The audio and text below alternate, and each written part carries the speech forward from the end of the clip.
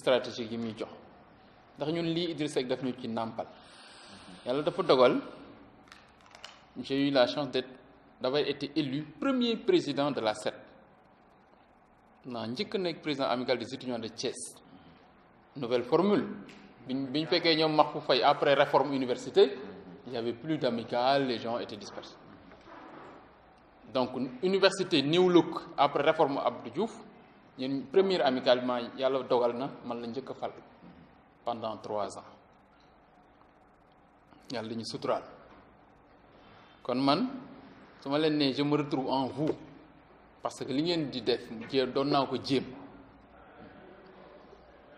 yàlla xam jéem na li ma mën peut-être j'ai eu la chance d'avoir connu Idrissa Seck ak moom compréhension tey bi ma fay jógee def naa ba étudiant Thiès yi am nañu immeuble waaye étudiant dëkk mu nekk loo xam ni maa ko inauguré bi alternance amee en 2000 daf ma woo ni ma bi ngay ñëw ci man yaa ngi ma doon wax 2 problèmes mu étudiants yi problème mu ticket de restaurant ak problème mu logement ticket yi de mënuma ci dara mais dinaa ko wàññilu ak Ablaye Wade mais logement moom demal seeti Pape Diop di nga nekkoon maire Dakar am na ñaari immeuble benn bi Fann Ok benn bi Liberté 6 nga xool bu la ci neex ma jëndal leen c'est un immeuble 3 étages étudiants yi fa jaar tey ba génn nekk ay ingénieur ay magistrat kenn xamul nu mu toll yàlla suturaal na ma loolu laa fa bàyyi kon man defe naa ni def naa sama rôle nee naa nag mosuma am subvention ci maire yi wala ci président yi bi ma ñëwee je me rappelle à l'époque ngiraan yàlla na ko yàlla yërëm quand je posais le problème des étudiants à la mairie avant que je ne sois maire j'étais conseiller le plus jeune d'ailleurs ndax man j'ai été coopté comme plus jeune conseiller j'étais étudiant je faisais mon DIA en 2002 Idrissa Seck coopté ma j'étais le plus jeune du conseil municipal ma ne ngiraan il faut ñu jox étudiants yi si mu ne ma yow léegi da ngay xam ne nekkatoo étudiant te noppal ñu ci affaire étudiant way ma ne ko non ils ont le droit dañ ci am ñu ni non texte yi prévoirul l'université de l'enseignement supérieur est gérée par l'État c'est pas une compétence transférée ma ne ce que vous devez savoir c'est que dans les compétences transférées il y a les compétences générales qui sont confiées au côté local mais compétences générales yooyu la gestion de la population d'une manière générale en fait partie mais su ngeen ko bëgg spécifier pàcc ko par pàcc mais da ngeen exclure ñenn ñi c'est dans ce cadre que j'avais convaincu là à l'époque ngiraan pour ñu jéem a joxe subvention bi ma ñëwee nekk maire en 2009 il a officialisé commencé joxe ba tey mu nekk yenn montant donc loolu tax na kon lu ma wax rek nit soo ñëwee ci fenn fekk fa dara jéemal yokk def même su dee benn jéego nga def ko fa bàyyi keneen su ñëwee def noonu la ñuy def ba indi développement noonu lay dëkk di bouger noonu lay dëkk di avancer mais ne pas ñëw am une vision réductrice yem fii wala nekk sur place il faut ñuy def ay jéego di def ay efforts c'est ça qui amène qui fait bouger les choses donc loolu la ñuy jéem ndax nag tey peut-être c'est rarissime de voir peut-être les amicales d'étudiants bénéficier d'un conseil départemental, une subvention, voilà une université bénéficier, surtout les amicales. Mais comme j'avais fait avec l'ODCAV, quand je suis venu à la mairie, l'ODCAV avait une subvention de 300 000. Moi, les finales zonales. Mais les gens avaient des difficultés pour ces finales.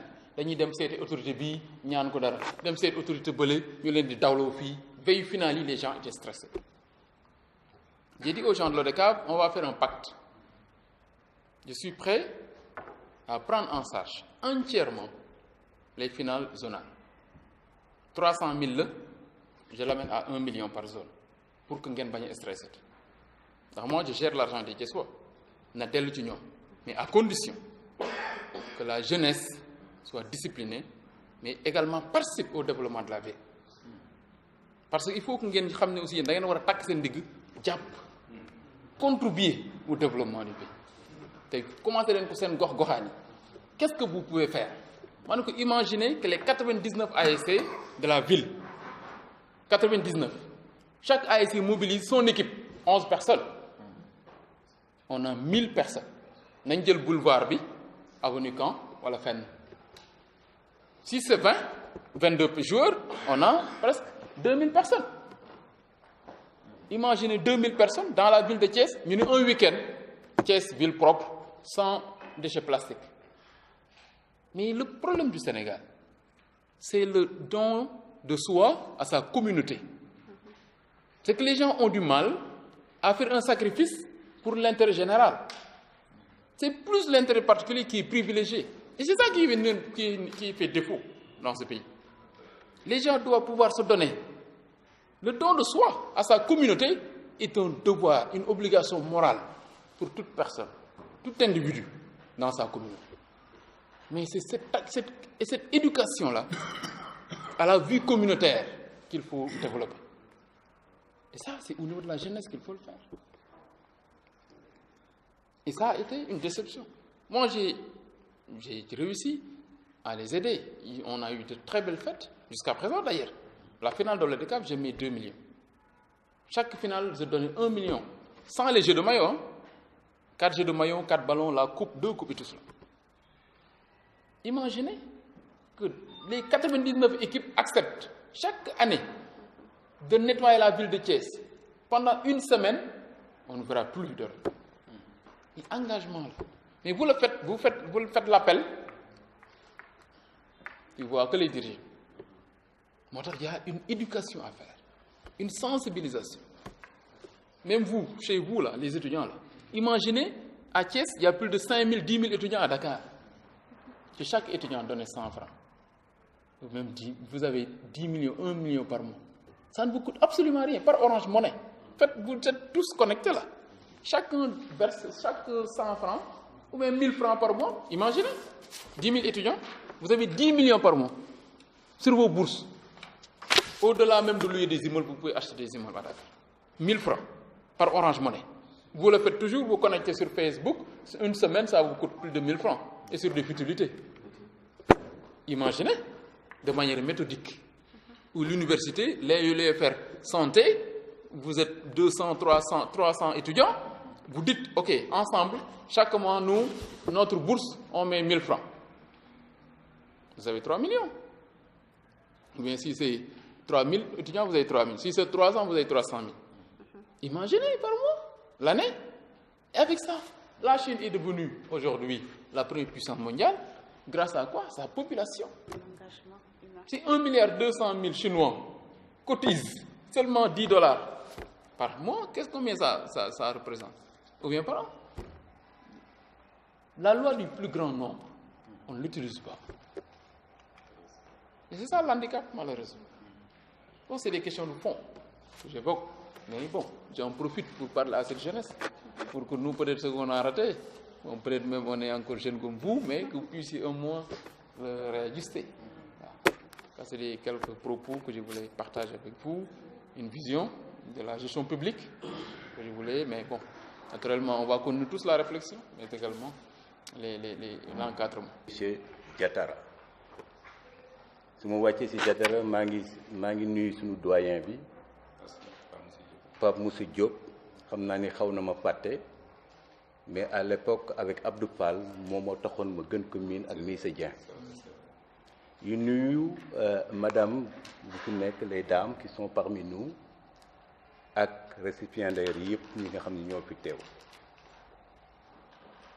su may wax ci président du conseil départemental de Thiès muy Yankoba Diatara dafa am ñaari yëf yu may tënk benn bi mooy mbokk la sama jarbaat xam naa fu mu yaroo xam naa fu mu màggee te sama yaay daf ko bëggoon te man ku sama yaay bëgg naa la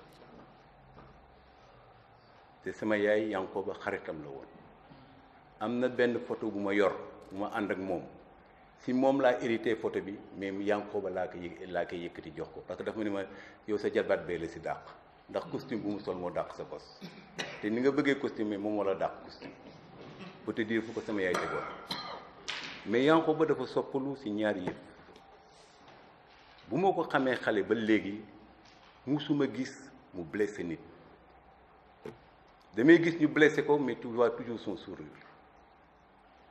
am na benn bés ma fekk ko dans une situation telle que nuyonteeg moom waxanteeg moom j'ai vu toujours son sourire bëgguma ko rappeler un certain passé mais xam naa ni ku mu mënti àndal ci àddina yu wut dara am na ñetti yëf yi nga xam ni di nga ko fekk ci moom. Il est loyal, il est honnête et c'est quelqu'un bi nga xam ni am na yar kon lu muy uti du jafe ci moom te ku xas ba ànd ak moom doo ko bàyyi parce que da nga am nga un élément sûr loolu mooy caractériser Yankoba amul benn moment bi nga xam ni Yankoba mës naa ko gis un propos qui blesse. Il a le sourire aux lèvres soo ko gisee bëñam yi ngay gis et bëñ bi nu mu mel noonu la xol bi mel noonu la xel bi mel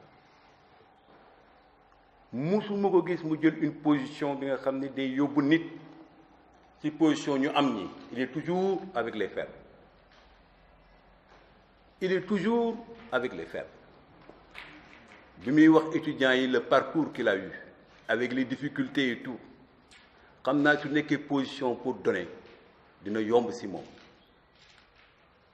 parce que avant mi egg fu ñuy donner jaar na ci parcours bi nga xam ni jafe woon na mais changé wul dara ci moom changé wul dara ci ay engagement nit da nga war a mën a compter ci sa bopp ak li nga xam ni yàlla may na la ko ndax yàlla su la sàkkee rek wàcc na ak yow am na fit ñeme na liggéey te mën na dimbalaate loolu moo tax bu ñu ñëwee ñun jeu de dame ni ko on a des difficultés d'organiser mënuma dorénavant loo leen soxla mën ngeen ko am fii je suis à votre disposition ba indi ñu si tey yi ñu jox subvention te mosuñu ko woon yaakaar loolu wane na ni la dimension sociale bi nga xam ne moom lañ la dénk yóbbu nga ko à un niveau très élevé et on est content pour ça. On te remercie profondément au nom de tous ces jeunes qui sont à Thiès ou par ailleurs. On vous remercie, Monsieur Diatara, profondément. Merci, Monsieur le Président. Communicant, on taxe de trop parler. C'est vrai qu'il l'a dit tantôt. Jotaay bi xat na mais dina ma may tuuti ma wax lan moo ma boole ak Diatara. Je l'appelle amicalement Diatara. Il était maire quand on venait de démarrer l'université de Thiès, avec toutes les difficultés du monde. Il n'y a pas pire grève que l'université n'ait connue. Avec la grève de la faim, où on a vu nos enfants frôler la mort, si je peux m'exprimer ainsi, parce qu'il y en a qui en ont toujours gardé des séquelles, M. Diatara était à nos côtés. Je me rappelle, à pareille heure, le crépuscule, on était désœuvrés, jaaxle sonn ndax gis say doom yi def plus de 10 jours de grève de la faim ambulance di baagante. Il nous appelle au téléphone pour nous dire fu leen nekk maa ngi buntu université. Il vient avec quoi? Un bus. Chers étudiants, c'est le bus que vos camarades ont surnommé grève de la faim parce que dafa ñëw ci moment bu crucial loolu rek moo mënoon tax étudiants yi bàyyi. C'était un samedi mu yendu Dakar à 19h mu andil ñu bus. Pour vous montrer la dimension paternelle, bien qu'il soit très jeune, hein? Il est venu avec le bus, mais ce qui m'a le plus marqué, c'était des sandwichs. Il a dévalisé tous les restaurants de Thiès, def ci ay burgers ak boissons, ñu ne xale yi lekk avant quoi que ce soit. Il a donné les sandwichs, le bus, il est reparti. Bàyyi leen xale ñu noppalu ko. C'est pour dire que je peux écrire une partie de l'université de Thiès, mais je ne peux pas l'écrire sans Diatara, qui était maire de la ville, qui nous a beaucoup aidés. Si aujourd'hui, M. Mounirou Thioune, vous avez pu bénéficier d'un logement décent au niveau de l'hôtel du Rail, si nous avons aujourd'hui l'auditorium, si nous avons d'autres sites, c'est parce que Diatara s'est bâti. Dougal loxo dougal tànk ba ñu jox ñu ko. Mu jóge foofu nekk président conseil départemental bàyyiwul. Tout ce qu'il a comme projet, tout ce qu'il pense de bien, il veut l'amener à l'université de Thiès parce que moom dafa xam rôle université ci biir réew. Quand je peux dire que moi j'ai fait 4 ans à l'UCAD, j'ai jamais rencontré une autorité, encore moins bénéficié d'une subvention. Li mu wax léegi dama koy firnde am autorité bu oyof bu nekk à l'écoute de sa population bu nekk à l'écoute de sa jeunesse foog naa ne Thiès mooy exemple bi. Te si je le dis haut et fort, si aujourd'hui d'autres leaders ont le cran de venir faire des gestes parce qu'il a posé des jalons bu fi liggéeyul woon dara ku ñëw doo def dara ci ginnaawam mais dafa def dara te daraam boobu nag fonk nañ ko. Je voulais vraiment inviter mes étudiants qui sont mes enfants pour leur dire que vous n'avez pas besoin de modèle. Ne cherchez pas très loin.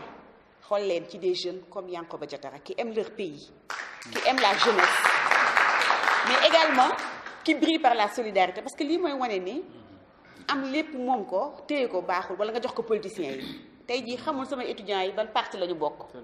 xamul li mu leen di jox ba xam ne ngeen koy defee propagande contre son parti mais il se dit c'est mes étudiants les yeux fermés je leur donne ils ont le droit d'accéder à ce soutien.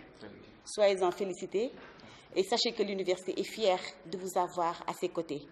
Si nous avons pu évoluer dans la paix et dans la quiétude c'est parce que vous nous avez accompagnés. Le meilleur reste à venir.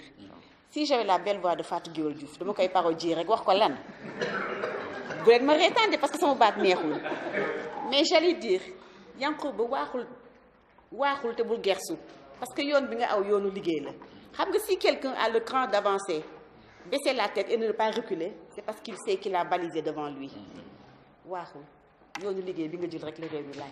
Je vous remercie.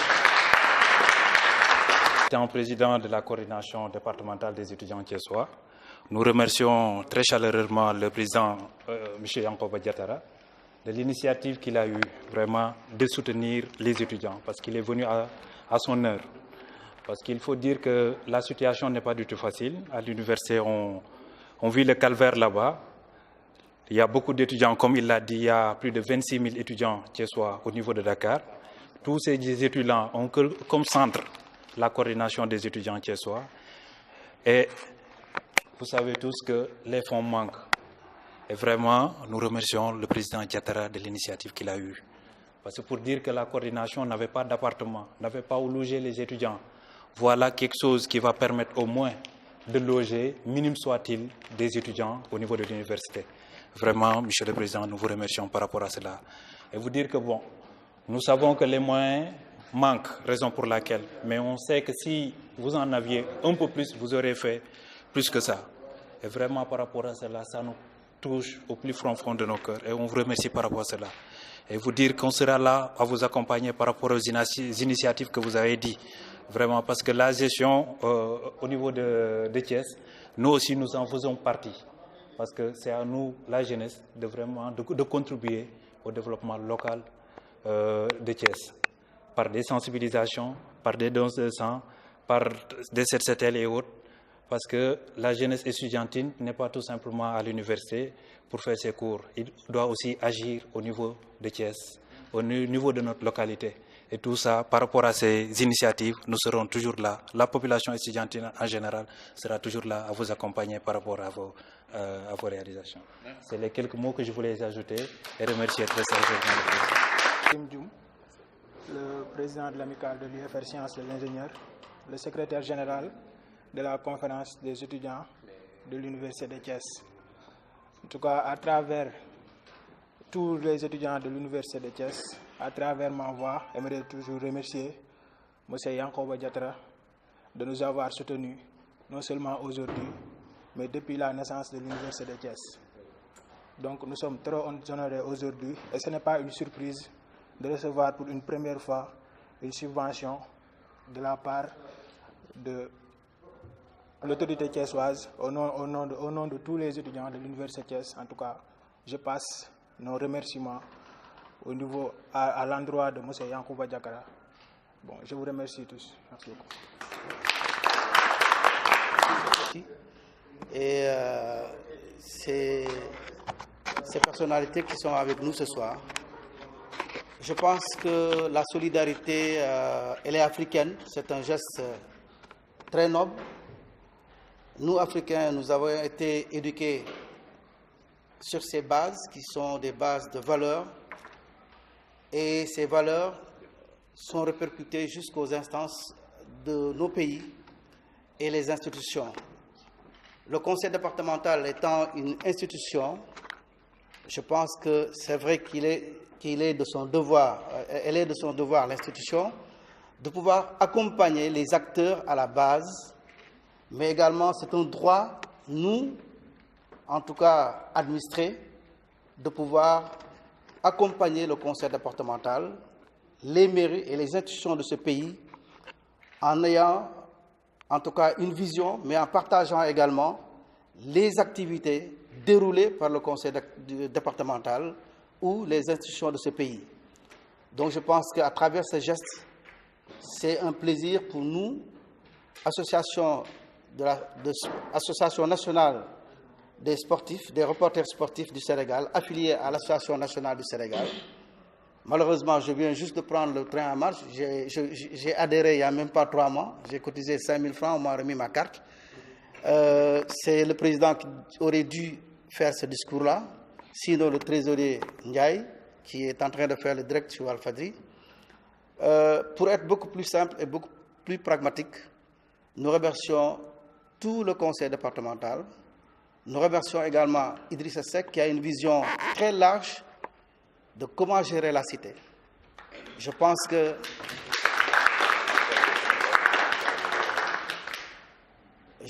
que le président Idrissa Seck a toujours montré la voie, a toujours posé des actes et s'est tenu comme une sentinelle quand il faut dire les choses telles quelles. Donc merci beaucoup à Idrissa Seck, merci au conseil départemental. Qui n'est pas à sa première, puisque le conseil départemental, avec le président Yankoba Diattara, a toujours essayé de soutenir la boule amicale. C'est-à-dire qui est un pionnier au niveau du département, au niveau de montrer, par exemple, le sport thiessois, puisque on est doublement champion du Sénégal au niveau depuis une dizaine d'années. On a presque eu 10 titres de champion du Sénégal au niveau du pays. Et moi-même qui vous parle, je suis l'entraîneur national du Sénégal de pétanque, doublement médaillé d'or aux derniers Jeux africains, de Brazzaville, en individuel et en triplette. Je crois que c'est une première au niveau au niveau du sport en général, puisque faire retentir l'hymne national 2 fois dans une journée, je crois que ce n'est pas donné à tout le monde. Et tout ça, c'est pour essayer de redorer le blason, surtout du département. En sa tête, M. Idrissa Seck, qui a été toujours, depuis qu'il a été le directeur de cabinet du président de la République jusqu'à présent, il ne nous a jamais oubliés dans ses efforts de développement au niveau de cette chère ville. Donc je vous remercie et à bientôt.